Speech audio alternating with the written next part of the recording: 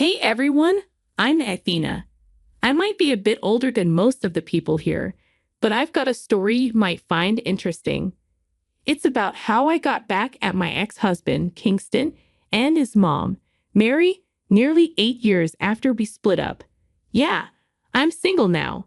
My marriage and divorce really shook me up, so I'm not in a rush to jump back into dating. But I'm feeling pretty good about getting even with Kingston and Mary. I met Kingston through a friend at work. He was my friend's cousin, and we hit it off at one of his family parties. At first, Kingston seemed like a great guy, charming and sweet, even though he didn't make a lot of money. I thought he was a good person, so I decided to give our relationship a shot. Things were amazing at first. We were like the perfect couple, always together and crazy about each other. But as time went on, Kingston started acting strange. Instead of being affectionate, he started making weird demands.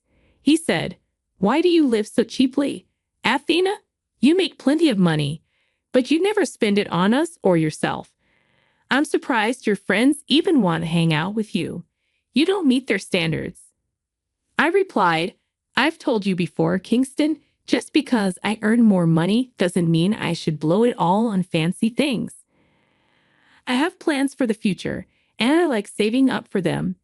It's not about hiding money. I just prefer to be responsible with it. You're just being selfish and not sharing with me," he accused. "That's not true, Kingston. I do treat you sometimes, and I don't ask much in return." I defended myself. "Well, it's not enough. I want a better life than this. I don't think I can be with you if you're going to be so stingy," he said, hurting my feelings. His words stung, but I started to doubt myself. Maybe I was being unfair to him. After all, I did earn a lot more money than he did, so I thought maybe I should spend more money on him. I bought into that idea and went along with it. I was happy with him for a while, and we even got married. But foolishly, I ended up paying for most of the wedding myself. I also ended up covering more than 70% of our household expenses. At the time, I thought I was just doing it for my partner.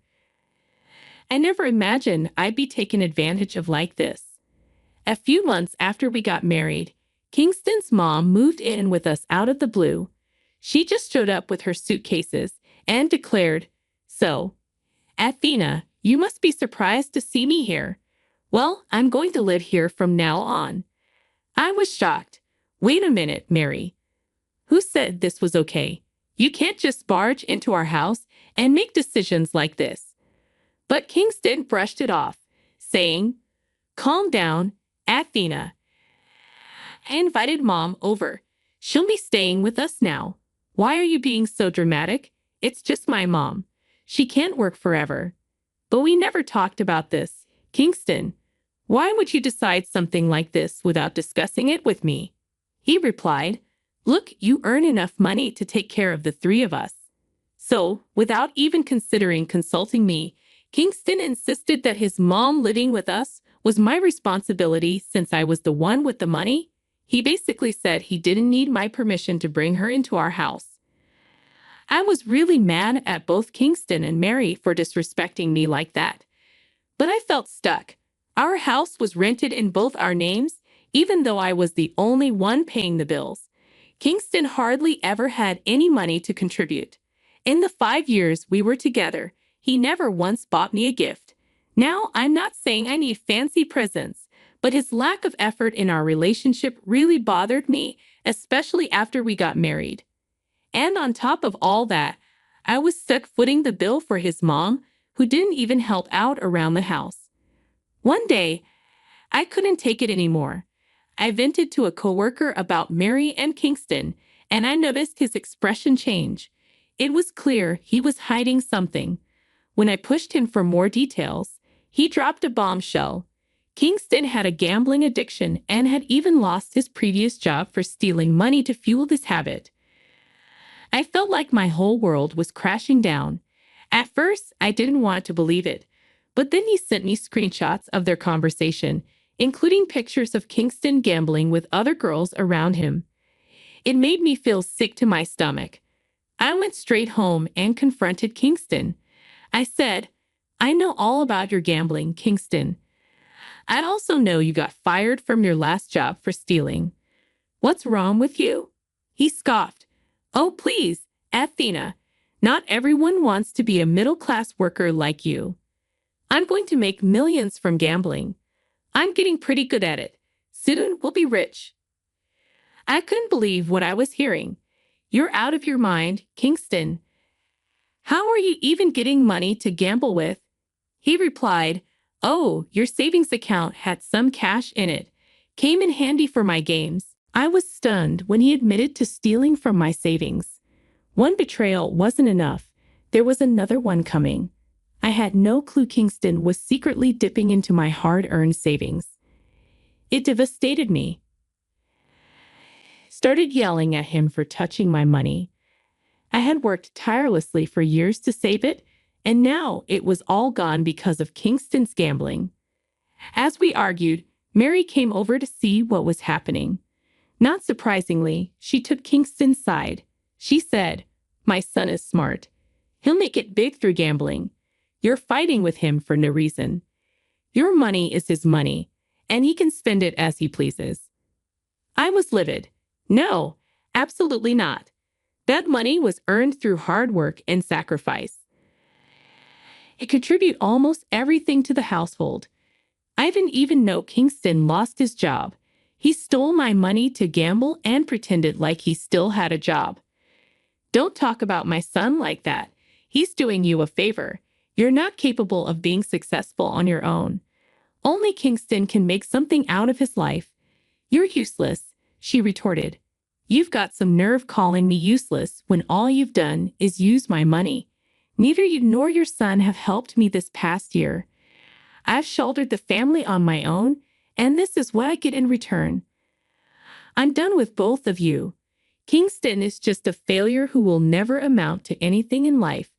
I'm leaving." That's when I made up my mind to divorce Kingston. Despite loving him, the betrayal was too much to bear. Plus, I couldn't stay with a man who had no qualms about using my money for gambling. Truth be told, I had been feeling weary of our marriage for a while. I knew Kingston would never change. He had proven that to me. So I made the decision to file for divorce. But getting a peaceful divorce turned into a nightmare. My ex tried everything to make me stay, from begging to blackmailing me about splitting my assets and paying alimony. His mom joined in, harassing me to reconcile with Kingston. It took months of legal battles for my lawyer to convince him to drop the alimony and asset-sharing demands. I threatened to press charges for stealing from my bank account, which finally made him sign the divorce papers. In the end, I lost a lot of money because of his gambling habit. But that didn't stop Kingston and Mary from hurling one last insult my way. They said, "You haven't won, Athena. You're nothing but a worthless witch. You might be earning a lot now, but one day I'll be richer than you, and you'll have to beg me for money. We won't forget this insult, Athena. You abandoned my son and me when we needed you. One day, you'll pay for it. Mark my words, Athena. Kingston will be more successful than you." I replied, "Let's wait and see what happens. A day will come when I'll make you eat your words. We'll see who ends up begging." After the divorce was finalized, I left my job to start fresh in a new state. I didn't want to be around Kingston's cousin anymore. Got a new job offer with a promotion, making it even more appealing. Over the years, I saved diligently, working hard and climbing the corporate ladder. After 8 years, I had enough savings to invest in the company I worked for. Following a meeting with company executives, I became a director. It was like a dream come true. Meanwhile, I heard Kingston continued his gambling habit and lost whatever little money and assets he had. He and Mary were moving to my state to escape their creditors. Kingston ended up marrying a wealthy heiress, Riley, whose father was a business associate of mine. Kingston complained about Riley and was suspicious of his new son-in-law. He also resented Mary and considered her a freeloader. I kept quiet, knowing it wasn't yet time to confront Kingston. I was leading a good life until I received an unexpected call from Mary. She informed me that Kingston had applied for a position at the company where I worked. I was curious to see if it was finally time to give Kingston his just desserts. Mary's call confirmed it. She gloated about Kingston's new life, saying, "Hello, Athena. This is Mary. I hope you haven't forgotten me." I replied, "How could I forget my dear mother-in-law, who mooched off me for 3 years and helped her son steal my money? Long time no see, Mary. What's this about?" Mary continued, "Remember how you called my son a failure? Well, he's married to a beautiful girl and found a new job that pays him $120K per year. My son has become successful. It's your loss." I couldn't help but laugh. Her words were so ridiculous to me. Most of what she said was a lie, but she didn't realize I already knew the truth. She seemed quiet and confused when I finally calmed down enough to respond. "First of all, dear ex-mother-in-law, Kingston only earns $60K a year. There's no need to lie. And yes, I already have all the information about him," I said. Mary seemed taken aback. "What do you mean? Are you accusing me of lying? And who told you he earned $60K? No one had to, Mary. Do you want to know how I found out? My assistant interviewed him yesterday," I replied. Mary protested. "That's impossible. There's no way you're related to the company. It's a big enterprise, and you're just a worthless woman." "Well, here's some news for you, Mary. I'm a director at this company, so I know exactly how much Kingston can earn. And by the way, you're bold to assume he even got the job," I retorted. Mary tried to defend Kingston, saying he's smart and wouldn't have trouble getting the job. I countered by telling her that my assistant had placed him at the bottom of the candidate list, just like 8 years ago. No sane company would hire him with his record gap. I'd also hinted that I would inform Kingston's wife about their deception. Mary's demeanor changed completely. She started begging, saying Kingston had contributed to my success, and asking me to give him the job. I couldn't help but laugh at her request, considering everything they had put me through. I told her firmly that I wouldn't help Kingston. He was capable of ruining his own reputation, and I wouldn't vouch for him, not even professionally. I ended the call, and despite Mary's continued attempts to reach me, I didn't respond. Instead, I instructed my assistant to send rejection letters to all the unsuccessful candidates. Then I waited for Kingston to call me, knowing he would have my number from Mary. Kingston called me within an hour of receiving the rejection letter. I answered because I wanted to witness his humiliation firsthand. He sounded desperate, nothing like the arrogant jerk I divorced. "What do you want, Kingston? I see my dear ex-mother-in-law gave you my number already," I said. "Athena, I know you're one of the directors at the company I interviewed for. I just got the rejection letter. Please, do something. Help me get the job. I know you can help if you want to," he pleaded. I scoffed. "Why do you think I would jeopardize my professional life for you? Do you think I'm crazy? You have some nerve to ask me for a job after all these years." He continued, "Look, I know I didn't treat you right back then, but I was still your husband. We have some good memories. Please consider those and give me the job. My wife, Riley, will leave me if I don't get a job soon." "I know you've lied to Riley about your financial situation," I interrupted. "Guess what, Kingston? I know her family. Have her number from her dad. All I have to do is tell the truth, and she'll be free." Kingston went silent after hearing this. I knew I had struck a nerve. He immediately begged me not to tell Riley everything, but I hung up on him. Next, I texted Riley and asked her to call me. When she did, I introduced myself and explained the situation. Hi, Riley. My name is Athena, and I'm your father's friend. I also happen to be the ex-wife of your now husband. There are a few things you should know about Kingston. He's been lying to you. I began. What do you mean, Athena? What is he lying about? Riley asked. He's not as rich as he claims to be. He has absolutely nothing of value. You posted on Facebook that he got a $120K job, but he only applied for a $60K job, which he didn't get. I revealed. What the hell are you talking about? But he told me. Riley trailed off. I know what he told you, Riley, but I've seen it on your Facebook. I know you might not believe me. I said calmly. You can ask your dad. He can easily find out if Kingston is lying. I suggested to Riley. But I don't understand, why would Kingston lie to me? She asked.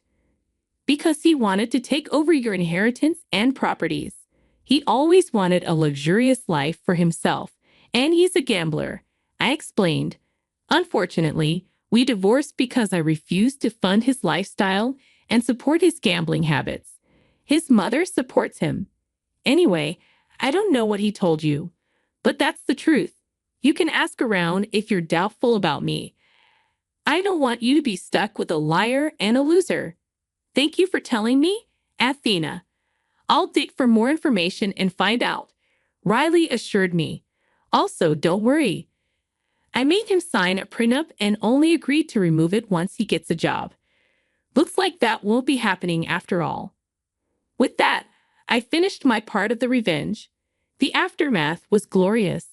Mary and Kingston initially kept calling me, begging for my help, while Riley uncovered the truth herself. Riley and her dad confronted him and then filed for divorce. Since Riley still had the prenup in place, none of her assets would go to Kingston. Instead, he would have to hire a lawyer to work through the divorce. Mary and Kingston continued harassing me until I threatened to expose them online, which made them stop contacting me. Last I heard, Kingston still comes by our company to see if there's a position open. I also heard from sources that Mary and Kingston are now constantly fighting about money problems. I guess now Mary will finally know what it's like to be stuck with a man-child for the rest of her life.